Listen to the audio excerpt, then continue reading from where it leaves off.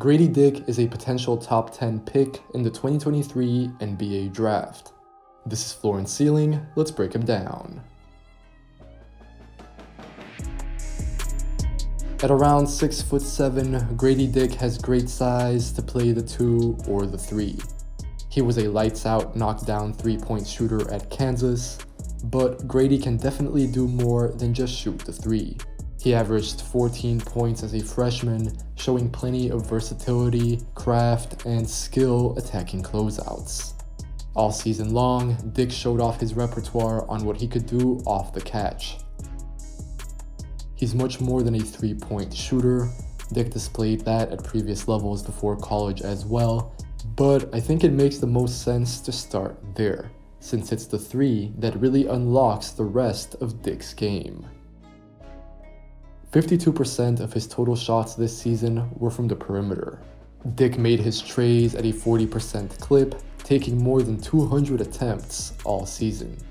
That's very high volume, as well as efficiency. I think it's already bankable that his shooting is going to become one of Dick's go-to skills in the NBA. Gradey took about 6 threes per game in college, and I think once he gets into the league, a team should encourage him to take even more. While at Kansas, Dick was used taking simple spot-ups, but also as more of a movement shooter since he can fade left or right. Gradey organizes himself into his shot very quickly, which is why he can relocate, catch, and let it fly, for instance. I also like this clip here. Gradey sets the drag screen, then he gets the pin down to fly into the triple. Dick has shown versatility from three-point range as well. 22% of his makes this season were self-created. So this, as well as his bigger role in high school with Sunrise Christian Academy, makes me think that there is some untapped potential here. I don't think we saw everything in his arsenal at Kansas. Dick can cash in triples in transition, but also off the pull-up himself. Something I like, and I think is very translatable to the league, is when Dick gets the handoff and then immediately gets into his trigger for the quick 3. For me, the thing that sets Gradey Dick apart though is that he can use his 40% three-point shooting to create plenty of other advantages. Defenses have no choice but to respect Dick's three-point shooting. They'll close out hard on him or get gassed chasing him around the perimeter. In turn, Dick can put the ball on the floor and make something happen, either for himself or for his teammates. First for himself, Dick can step inside and convert on a simple pull-up. This will be an easy shot for him. And even when Dick misses, you're not really getting discouraged. How he's getting into his shots is great, and he shows more than enough as a shooter to make you think that these will go in. At the same time, Dick is also able to attack these hasty closeouts with his three-pointer. I like when he uses a step back to accomplish this. The Kansas guard is able to leverage his shooting into opportunities at the basket as well. The 19-year-old can make quick and assertive decisions off the catch. He has a decent enough handle for what he needs to do, and at the basket this year, he scored on about 64% of his shots. Something I will want to see more from him going forward though are free throws. Dick shot about 2.5 per game as a freshman. Still, what I love about Gradey is that he can be used in so many ways. He can be off the ball as a shooter, as someone who catches the ball and makes decisions, but also as a cutter. This is what I mean when I said that Dick was more than a shooter. He's not just someone who stands in the corner spotting up. Dick is able to do plenty of things when he's not taking a triple, even if that was most of his offense at Kansas. In the NBA, I expect a similar thing to happen. Again, defenders want to avoid him getting triples so bad. That leaves them prone to cuts, and Dick takes advantage of this. You can get creative with him as well, such as here, Dick gets the screen, then he receives the pin down, but instead of the 3 that we saw earlier, he keeps diving and then finishes. In general, I find Dick to be an underrated athlete. He's not superb, but I think he's fine. He had 15 dunks on the season, and in transition, he can fill the lanes. This type of open court play is obviously important in the NBA, so this is a factor regardless, but my point is more so about not thinking that Dick is a poor athlete. Still, I do think he has his limitations, and those can show up at the basket. Gradey is an improvable finisher who's limited athletically in some respects. The Kansas freshman is solid but not great, with only okay length and vertical explosiveness. His first step is more reliant on his shooting than on his burst, which also means that he's not that comfortable operating in traffic or versus bigs. Sometimes Dick cannot get all the way to the hoop, which makes him believe that his in-between game still has room for improvement. The touch is theoretically there, so maybe he just needs more reps and sometimes to slow down. Then, Gradey's ball handling is also going to need to improve. He can only kind of go in a straight line at this point of his development. Dick lacks wiggle to his handle, but I'm also certain that he needs to improve his left hand.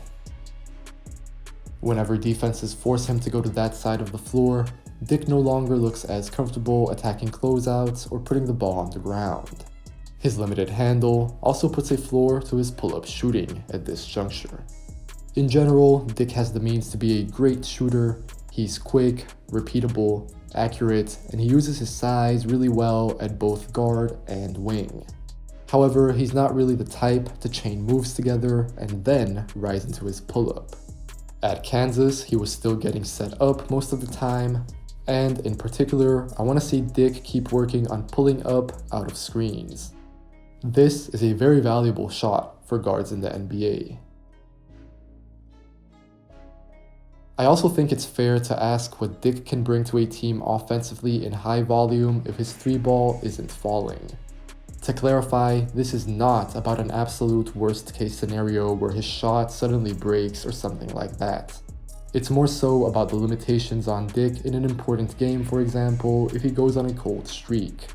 I think he can still be valuable with his cutting and just his shooting gravity in general, but these are questions that you have to pose. When it comes to playmaking, again, I like Dick when he's making quick decisions off the catch or attacking closeouts.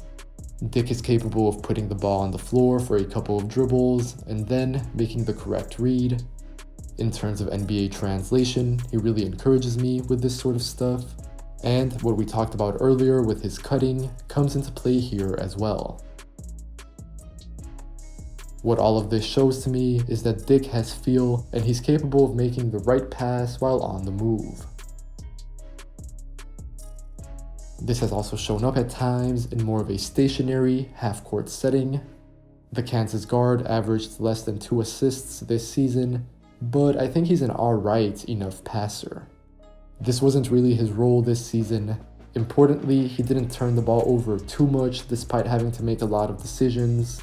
Dick can use a ball screen to make a simple pass to his big, either over the top or with pocket passes. He's not fancy, but he unlocks other things on the floor. Broadly though, I feel like Dick's stats accurately reflect his playmaking. He makes some nice passes from time to time, but most of what he does offensively is going to come with putting the ball in the hoop. I'm not sure Dick is comfortable yet making more complex reads or taking too many touches as a facilitator. He can be predictable and imprecise. Gradey Dick is an interesting evaluation on defense. He doesn't have great individual tools, not even positionally. His foot speed at best is average, he's not long, and he's definitely not explosive. Defenders feel fine about taking him on, and Dick can get beat off the bounce. The 19-year-old is not strong, and his frame is okay, but he's not going to get jacked. Plus, Dick just has a certain loading time to how he moves. Whenever he has to open up or shift his hips, Gradey takes an extra second. He's just not that twitchy. But at the same time, Dick was fine within a team setting in college. Kansas had a top 15 defense in the country. The Jayhawks system was insular, so every rotation player was more or less a positive defender within it. That includes Dick, who is competitive as a whole and who will put in the work on defense.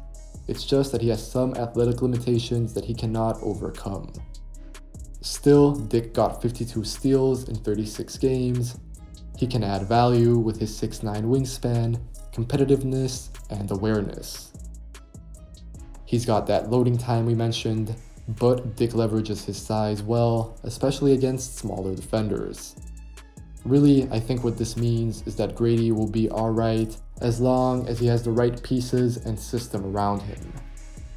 However, you're probably not going to build the team to fit Gradey's needs, so it's going to be on him who'll need to adapt to what his team looks out for. And on defense, that might come with a certain floor. It's what I said at the top of the video. Gradey Dick is an incredible three-point shooter, 40% for the season at Kansas. But more than that, he is a very good, reliable, and mature decision maker. Dick is a pretty good athlete. He's not great, but I think he's okay enough. He understands how to make the right read, whether that means scoring for himself, which he can do in multiple ways, or finding his teammates. And then I think on defense, the key will be having a good system around him. But of course, you're not going to be building the team around Gradey Dick. So that does pose its questions. As always, if you enjoyed this video, make sure to leave a like, make sure to leave a comment. And if you enjoy the channel, if you want to watch more content like this, make sure to subscribe. Take care, and I'll catch you guys next time.